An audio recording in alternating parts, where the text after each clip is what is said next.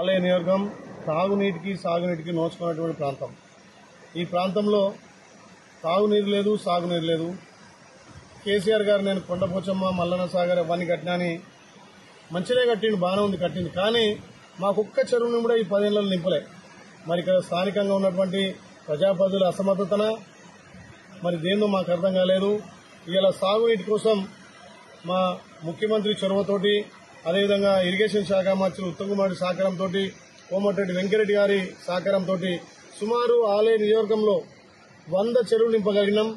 ఇక్కడ కొండపోచమ్మ సాగర్ నుంచి, మల్లన్న సాగర్ నుంచి, తపాష్పల్లి నుంచి, నవాబ్పేట నుంచి 7 మండలాలకు ఇప్పటికే సస్యశ్యామమై ఇలా ఇంత ఎండలు కొడుతున్నా ఇక్కడ గోదావరి నీళ్లు ఆలేరు ప్రజల రైతన్నల కాళ్లు గడిగే అదృష్టం నాకు దక్కినందుకు నిజంగా కూడా చాలా సంతోషపడుతున్నా. ఎలక్షన్ల బుడకటే మాటిచ్చిన ప్రతి చెరువు నింపుతున్నా అది మా గౌరవ ముఖ్యమంత్రి, మా మంత్రుల సహకారంతో ఇవాళ నింపగలిగినాం.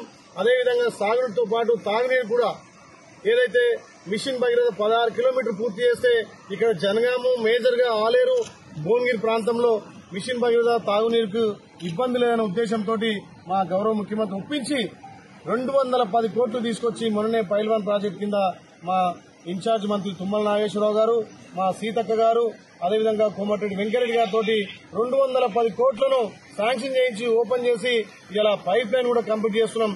3 నెలల్లో ప్రతి ఇంటికి సుమారు రోజు 200 లీటర్ నీళ్లు వచ్చే విధంగా తాగునీరు కోసం కూడా చర్యలు చేపట్టినాం. ఒక్కొక్కటిగా ఆలేరును అభివృద్ధి తీసుకుపోతున్నాం. గత 10 ఏళ్లుగా వెనుకబడ్డటువంటి ఆలేరును అన్ని విధాలా ఇక్కడ స్థానిక ప్రజల సహకారంతో, రాష్ట్ర ప్రభుత్వ సహకారంతో, మా మంత్రుల సహకారంతో ఇలా ఆలేరును అన్ని విధాల అవకాశం వచ్చినందుకు నిజంగా కూడా ప్రత్యేకంగా మా మంత్రివర్గానికి, మా ముఖ్యమంత్రికి, ముఖ్యంగా నన్ను నమ్మి మా బిడ్డ వస్తే ఈ ప్రాంతం అభివృద్ధి అయిన ఓట్లేసిన నా ప్రజలందరికీ 2 చేతులు జోడించి నమస్కారం తెలియజేస్తున్నా. సాహసోపేత నిర్ణయం తీసుకున్నాడు. ఏదైతే గతంలో కొండపైకి ఆటోలను అనుమతించకపోతే ప్రజాపాలన గౌరవ ముఖ్యమంత్రి రేవంత్ రెడ్డి గారి పాలన వచ్చిన వారం రోజులనే 500 ఆటోలు సుమారు పైకి పంపడం జరిగింది.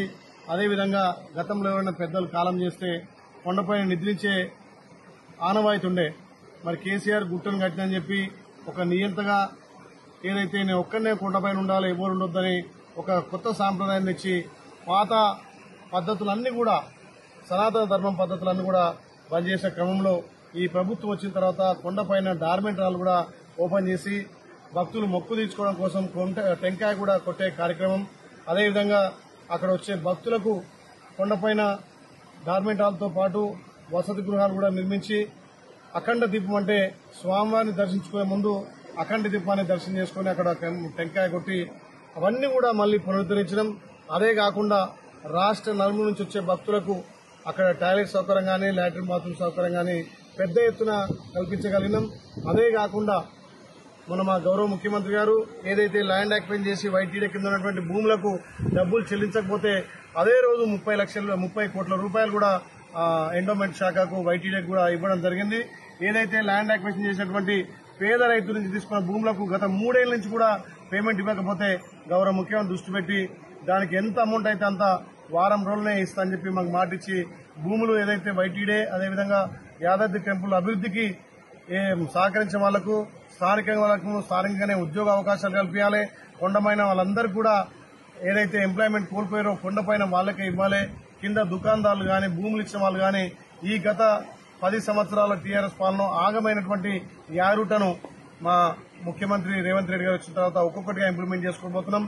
గతంలో యారూట్ అంటే ఈ తెలంగాణలో ఒక పెద్ద పుణ్యక్షేత్రంగా దీన్ని ఆంధ్ర పేరు పెట్టి అక్కడ భద్రాచలాన్ని భద్రాద్రి, ఇక్కడ యాదగిరిగుట్టను యాదాద్రి అని పెడితే మా గౌరవ ముఖ్యమంత్రి మళ్ళా తెలంగాణ ఆత్మ గౌరవం కోసం యాదాద్రి తీసేసి యాదగిరిగుట్ట కూడా నామకరణం పాత పేర్లు తీసుకొచ్చి గతంలో ఎట్లయితే యాదగిరిగుట్ట ఈ భక్తులకు ఇలవేల్పుగా ఉన్నటువంటి స్వామివారి కాళ్లకడ మేమంతా పుట్టి పెరిగిన వాళ్ళం కాబట్టి ఇక్కడనే మాకు కూడా జీవనోపాధి వచ్చే భక్తులకు అన్ని విధాల వసతులు కల్పించి మా జీవనం గడుపుకునే సంస్కృతిని మళ్లీ తీసుకొచ్చినందుకు మా గౌరవ ముఖ్యమంత్రి గారికి, ఎండోమెంట్ శాఖ మంత్రులకు ప్రత్యేకంగా ధన్యవాదాలు.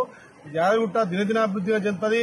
మేము వచ్చిన తర్వాత సుమారు ప్రతి స్వాతి నక్షత్రం రోజు 10,000-15,000 మంది భక్తులు ఇలా గిరిప్రదక్షిణ చేస్తున్నారు. ఇలా అంగరంగ వైభవంగా నిజంగా కూడా ఎంతో ఆహ్లాదకరమైన వాతావరణంలో స్వామివారి నామ జపనాలతోటి ఆ గిరిప్రదక్షిణ చేస్తుంటే మా జన్మ ధన్యమైనంతగా తృప్తి ఉంది. కాబట్టి ఈ గిరిప్రదక్షిణకు 1,000 మంది ఇతర జిల్లాల నుంచి హైదరాబాద్ నుంచి రాష్ట్ర నలుమూల నుంచి మబ్బుల 4 గంటలకు వచ్చి గిరిప్రదక్షిణ హాజరవుతుంటే నిజంగా యాదగిరి పుణ్యక్షేత్రం ఎంతో అందరికీ వెసులుబాటుగా అందుబాటులుగా ఆ గిరిప్రదక్షిణ చేసే భక్తులకు కూడా అన్ని వసతులు కల్పించి అక్కడ ఉన్నటువంటి గిరిప్రదక్షిణ చుట్టూ రోడ్డు కూడా ఒక సుందరీకరణ చేసి చెట్ల మధ్యల నుంచి ఆహ్లాదకరమైనటువంటి ఆ స్వామివారి నామస్మరణ చేసుకుంటూ చేస్తున్నాం కాబట్టి గుట్టకు మళ్లీ పూర్వం వచ్చింది. గౌరవ ముఖ్యమంత్రి రేవంత్ రెడ్డి నాయకత్వాన్ని ఇంకా కూడా గుట్టను అన్ని విధాల అంగరంగ వైభవంగా అభివృద్ధి చేస్తామని చెప్పిస్తుంది.